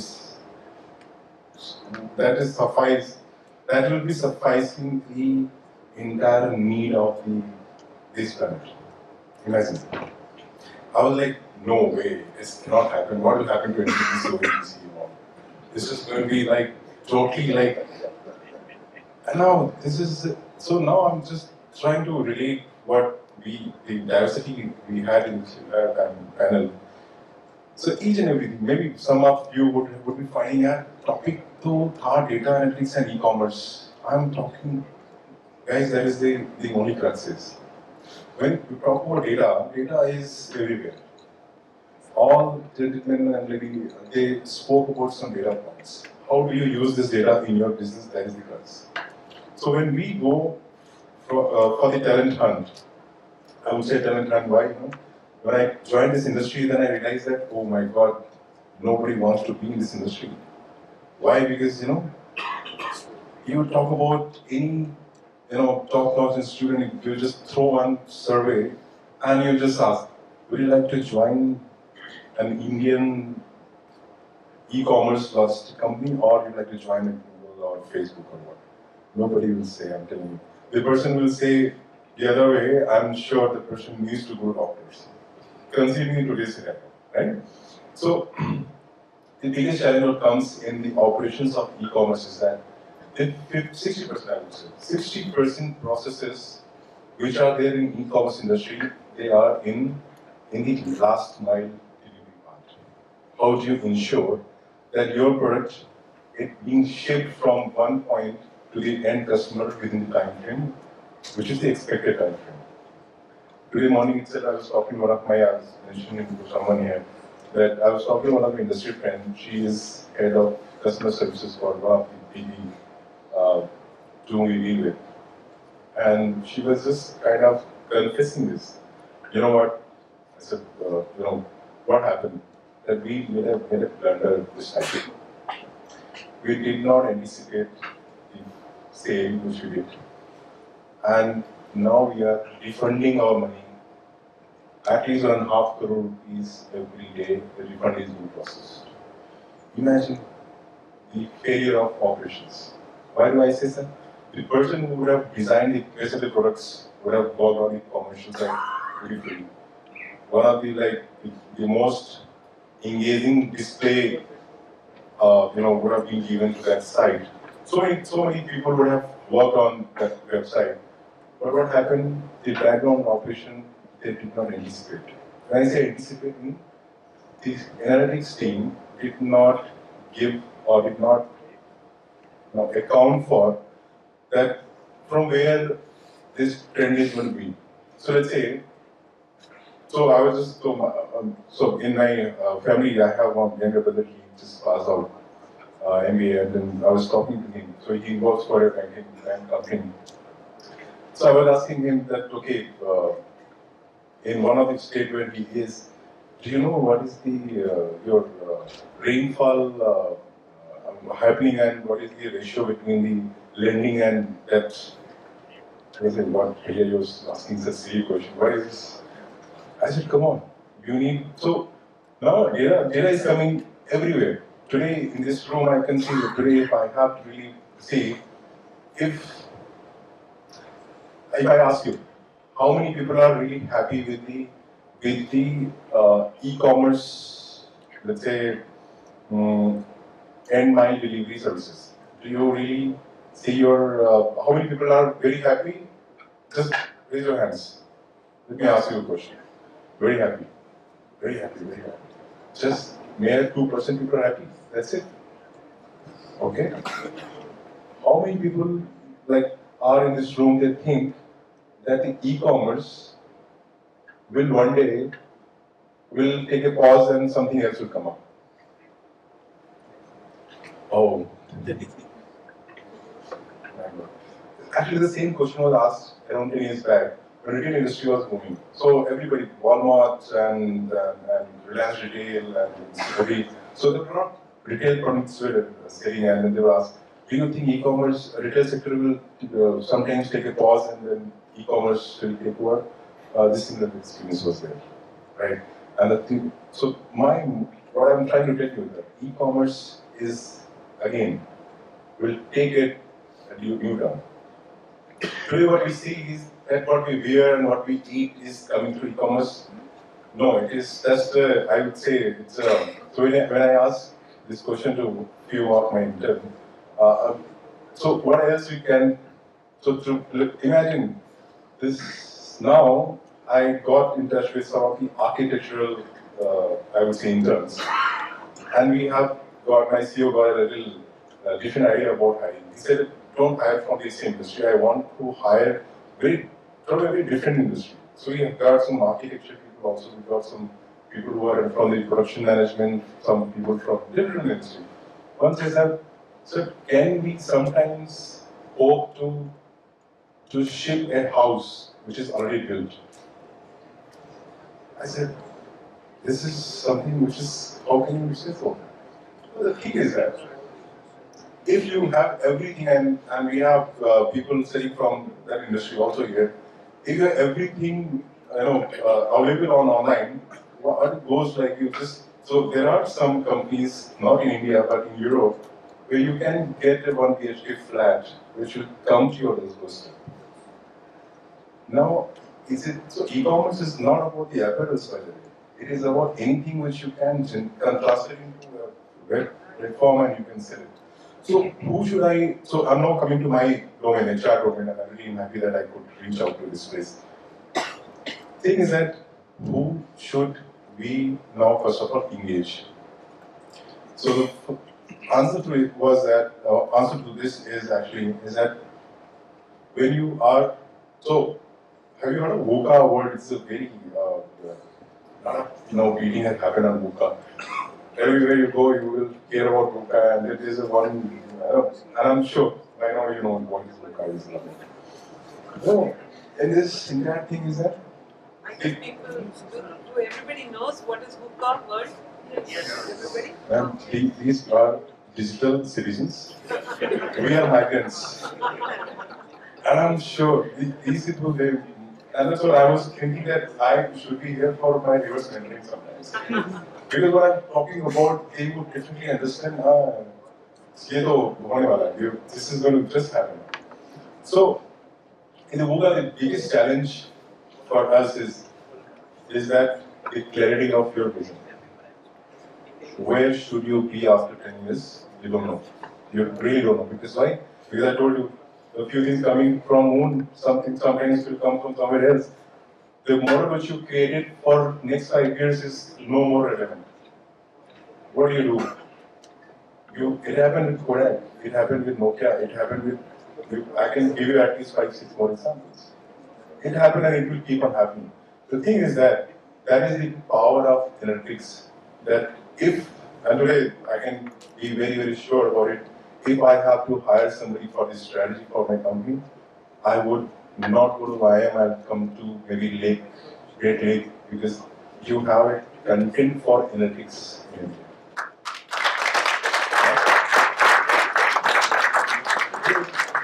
Because that is focus which we all have to have. I think I got something good. Okay, great, very good. That worked going extremely well. And you're going to have a very, very exciting 3 days. No, I'm meaning, what I'm saying is, that's my honest confession. I've been recruited throughout my career, got into a talent role, management role, strategy role, for HR. So if I have to give any advice back, I would only say one thing. Is that the one thing which people, so I found people with immense confidence, immense everything. Only thing is that the basics of Ramanujan, who really gave the first, who was one of the, I would say, profound maturation of India, that is something which is missing.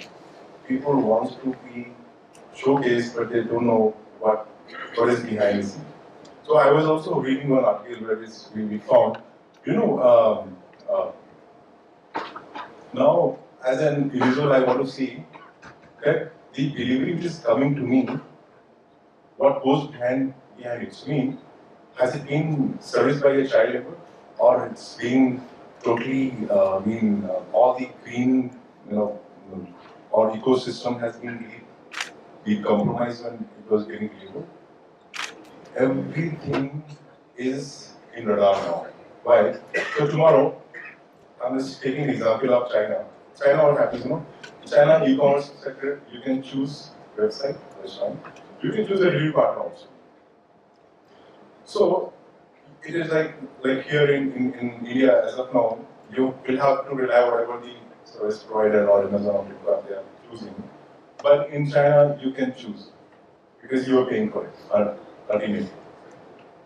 So the thing is that who will be leading ahead in that journey is the company which has the most transparent processes. So to build transparency, what you have to really do, you will have to simplify everything. When you have to simplify, this is the biggest complicated thing. So one of my friends, he wrote a letter, 2 pages later means email, and then at last he wrote, I didn't have time, that's why I wrote this long letter. I said, come on, guy. So this is what, now coming back to the creativity of, so why I'm talking about this story, because I'm talking about an important aspect of HR, which is competency management. So today, what is the general competencies which you see in a person which a person joins in a e-commerce logistic or operations?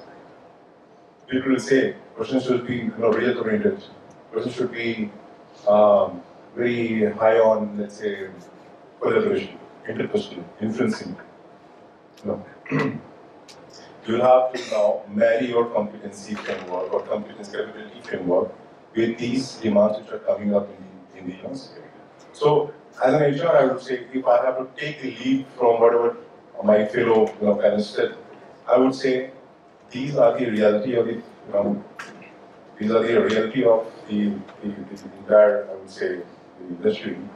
What we have to do is, as an HR professional, we need to take it to next level. We need to first of all decode it in what capability we need to build in the company or in the organization, and then how do we sustain it, and how do we transform it smoothly rather than one day, what happened with Nokia we all know.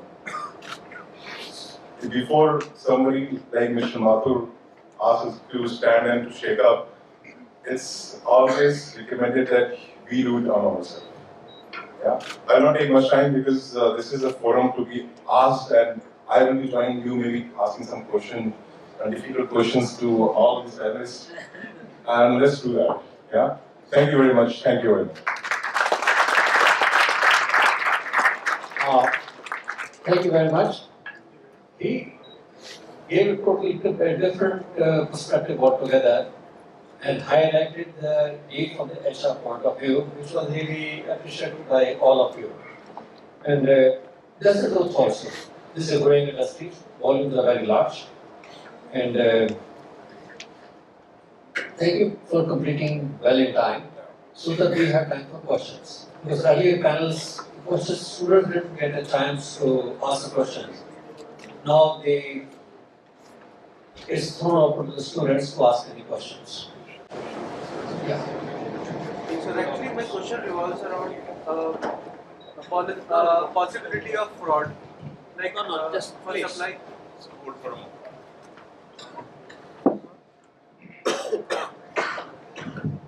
My question revolves around the possibility of fraud, like in all the e-commerce companies and the logistics that we are providing. We can check what is going behind in our SEO, but how are you actually checking on the customers whether they are actually placing correct orders or fraud orders? How you are actually managing this? Because I hope this also actually count to big numbers when we are dealing with such a big industry. And if it's a fraud, there will be a lot of reverse logistics or a lot of return that will be happening. It will actually impact our industry, content industry. So I feel like it is something that should be addressed. And what are the mechanisms that are actually checking frauds in any of the e-commerce sector also? Yeah, see, although I'm not connected in terms of this kind of an operation, the way in which our business is, but I can give you an insight because I have an ex-colleague working for the India's topmost delivery company. And in one of the conversations, he told me that this is something which is becoming very common to order and then not to pay or to return, and it's becoming a trend. So again, with data analytics, these companies are working to track these kind of customers or consumers, and then trying to blacklist them so that they can't order further.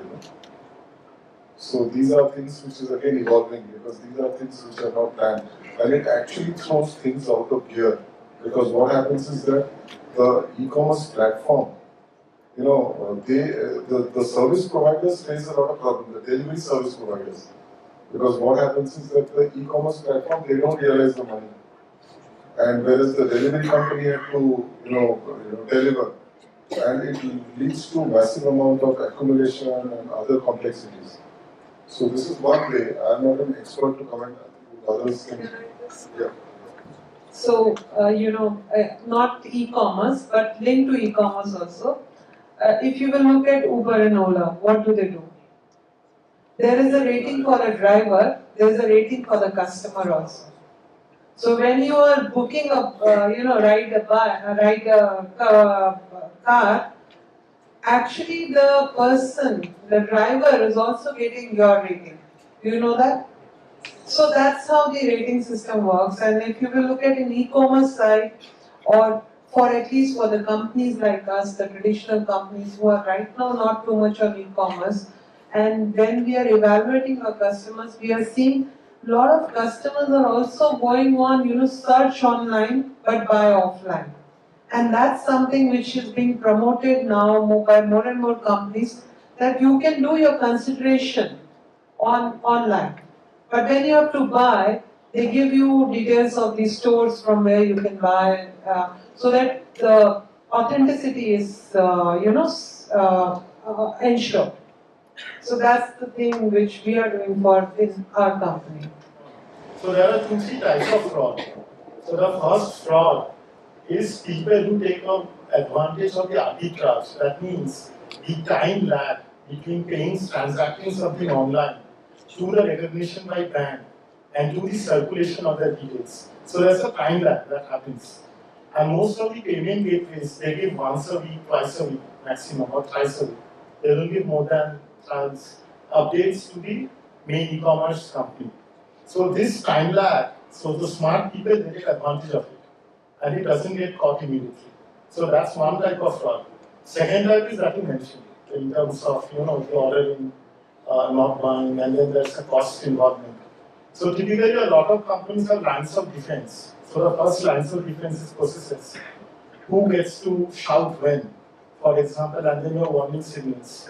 But the reality is that until and unless the time lag gets kind of seamless, such opportunities will always be there for people to take advantage of the whole system. Just to add, if you allow me, you look at it in two perspectives. One is pre-transaction, and the other is post-transaction, right? Exposure of fraud is at both the places. This I'm talking to you as an auditor, right? Blockchain technology is something which is being looked up very, very positively and confidently, which to,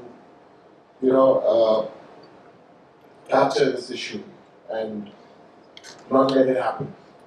Because if you look at the blockchain, what exactly is blockchain, right? So every transaction at every level is being converted into blocks, and that block and all those blocks are being linked. So this entire chain is traceable, auditable, right? And is visible to every stakeholder or the participant in that particular transaction. So when you have this kind of a technology platform available, although it's not so much commercially rolled out, there are still big questions revolving around it. But the experts, who are behind, introducing this particular technology, and who are also, trying to drive it through, across different industries. And supply chain apparently happens to be one of the top areas of implementation when it comes to, cryptic currencies and things like that, where blockchain can be a very, very successful solution. Good evening, panel. So, in the age of Internet of Things and where the orders are highly customizable, like companies are keeping track of what a particular customer is ordering. So, how do you tackle the customization to such a large marketplace like India? What are the processes that goes through the companies? I'm an HR professional, so please allow me to try. So, I'll start with when you say such a large customer base, the first thing which is common for all is that everybody is digital literate. And the first common thing. So, are you selling it to a person who doesn't know how to use this? So, one basic level. Then you have to do segmentation. And segmentation happens. So there's a topic called customer persona. So when you launch any product, you have a customer persona from all the product angles. So if there's a pink color phone introduced in market, you know that who are the potential buyer for it, and you've already mapped it. So I would say the question is somewhere else. Question is that what is the demography which are digitally literate, people who have already logged into e-commerce websites? What is their, I would say, segmentation? And then for them, what products we are launching?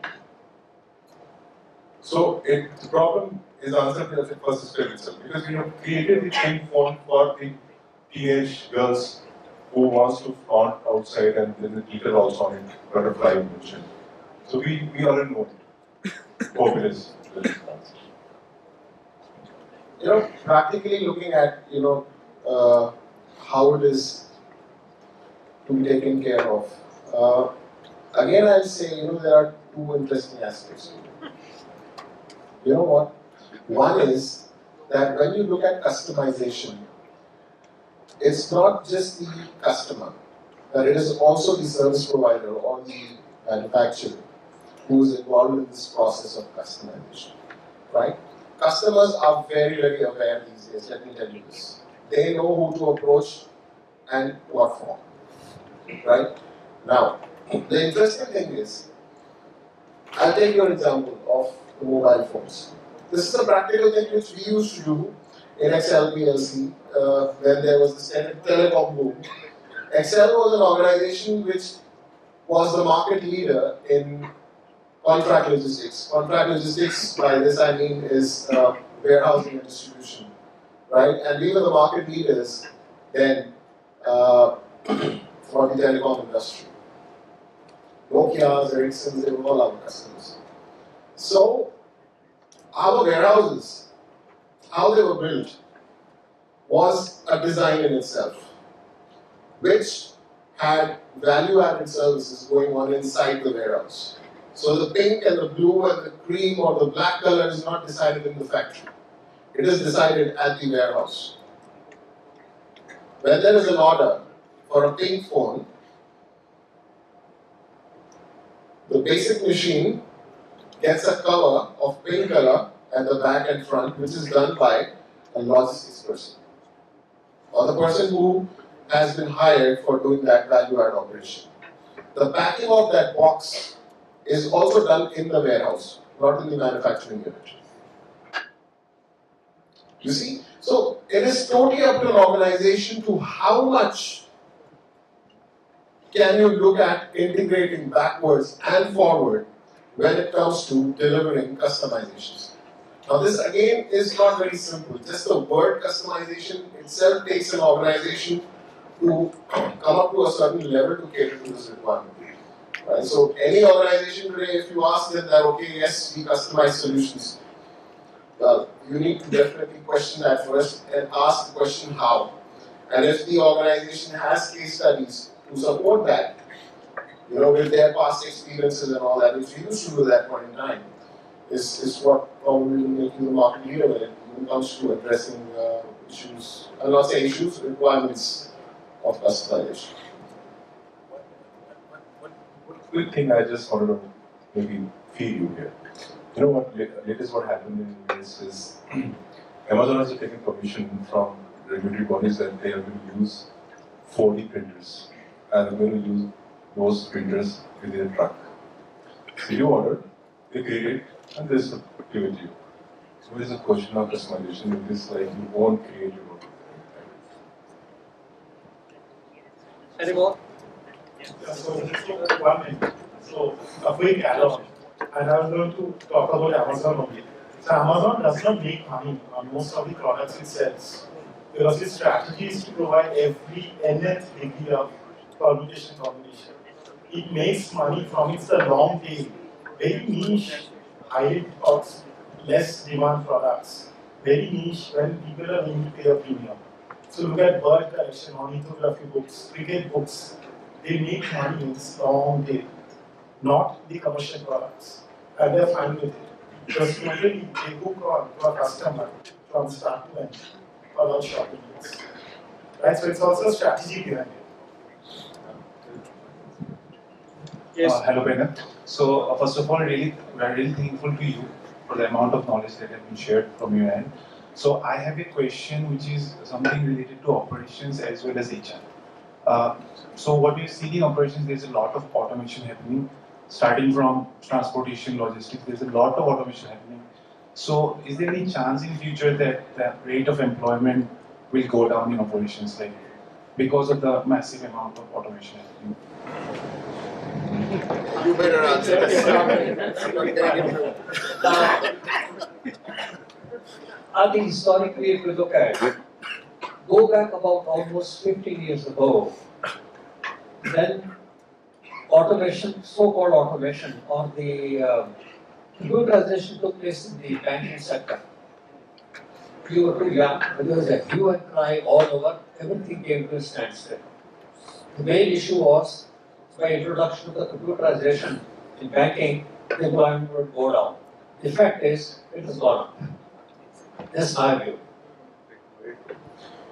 So yeah, so it is like the most common thing is that although so much automation, it means the unemployment rate will now grow up. And let me tell you, the trend logistics industry needs almost 20 lakh I'm saying people as of now. This is supply and demand. So we need it, but we don't have it. The reason is that why don't we have it? We have such a huge, we call it population dividend.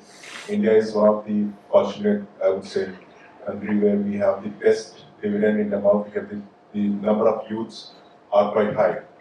In other countries, it is in declining trend, but in India, it's still there. Still, we have such ratio where we want people and we don't have it.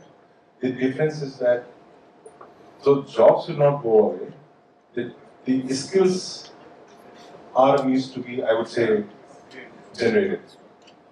So in today's time, when you say automation, you know what? The scale of business is coming so heavily, where people have money but they want to spend. You walk to I hail from I have a rural background, so when I visit my village, I see that people are earning good. Their capacity is gone up, but they don't have avenues to spend on it. They don't have PVRs and these chains there. They don't have. So what they do? So now why is that? It's still that time will come maybe sometimes, but by the time this dividend will not be there and the population the balance would be created. One is that as of now today in India, the skill development is happening very low pace, very low pace. Today when I go to any warehouse and we want to hire people who are, so again I'm pointing out about the vocational studies.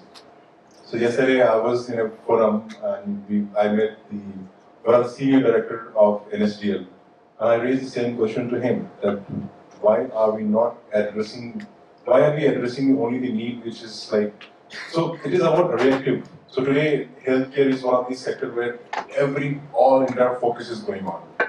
We will talk about, you see in newspaper, the Vivo and some more companies are coming up and they're developing a very good ecosystem. Thing is that we need to have something, and this is not whose responsibility is that, it is academician and the industry. We both need to come together to fill this gap. So that we are not only making the graduates and postgraduates, we are developing those vocational workers who can really come out and they can be directly deployed in the warehouses and in the logistics. I totally support you on this, what you just mentioned. I would like to, add on to this. I remember when I was part of this MBA program which was being launched in a university, this was the same question. But the question was slightly different. The question was, the people who you are targeting to enroll in the program of MBA Logistics and Supply Chain Management, are they willing to get into the industry? Is it a career by choice? Right? Number one. Number two, if this is a matter of choice, are there avenues available? And for MBAs, see, look at the maturity of the industry or the marketplace. I will still not call logistics because it has still not gained the status of industry. Right? Logistics is still not enjoying a status of an industry like textiles do or the pharma verticals do or anything like that. But coming back to what I'm saying is, it is basically this skill set that we need to keep upgrading. You cannot replace human resource. Everything has a life cycle and so has technology. The IoTs or the the blockchains or whatever you call in today's time, they also have a life cycle. And this basic rule exists for everything on this earth, for all businesses. Right? So the question of replacing human resource is something which is questionable because it cannot happen. Because we cannot just work on one single thing till eternity. Right? When the life of a technology ends, you need somebody to develop another technology. Right? Yes, it may impact industry to industry. Right? You may not need people to pick up boxes. But then those people who are actually picking up boxes will be used in another new area of work which will come up.